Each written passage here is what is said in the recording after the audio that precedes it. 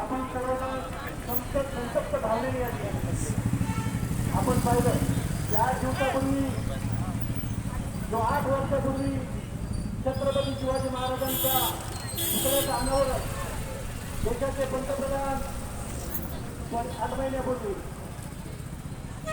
पंतप्रधान नरेंद्र मोदी यांच्या हस्ते झालं होतं. खरं तर नरेंद्र मोदीजींचं गाव हे महाराष्ट्रासाठी धोक्याचं आहे. कारण ज्या ज्या वेळेस महाराष्ट्रामध्ये आले त्याच्या वेळेस काहीतरी विकृताच्या घटना घडलेल्या आहे.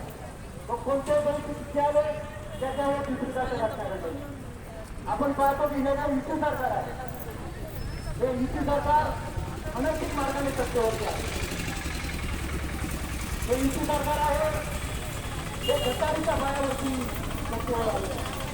हे युती सरकार आहे हे भ्रष्टाचाराच्या पायावरती सत्तेवरती आहे.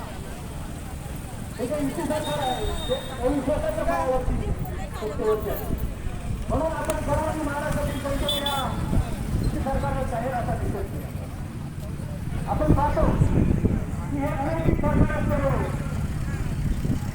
जे भ्रष्टाचार आहे जे दरोडेखोर आहे जे बलात्कार आहे किंवा विकृत म्हणून किती काही लोक आहेत त्या लोकांवरती यांचा अजिबात धाक राहिलेला नाही. कारण धाक राहण्यासाठी मनामध्ये सचोटी लागते. मनाची जी भावना असते ती भावना पवित्र लागते.